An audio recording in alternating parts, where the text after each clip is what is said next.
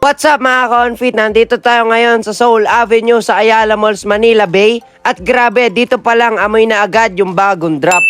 Mga sneakerheads, kung trip nyo ay mga dunks, ito na ang spot para sa inyo. Classic colorways? Check! Meron yan dito. Meron rin silang mga dunks na limited edition. Check nyo na lang. At kung baller ka naman, Seoul Avenue din ang plug mo. Kasi nandito rin yung mga Kobe na shoes at legit na legit to mga ka-onfit. Kung hanap mo yung sapatos na pang forma, panglabas o pang OOTD, kompleto dito. Meron silang Adidas, New Balance, Jordan, Puma at On Cloud. At syempre maraming Nike dito mga ka-onfit.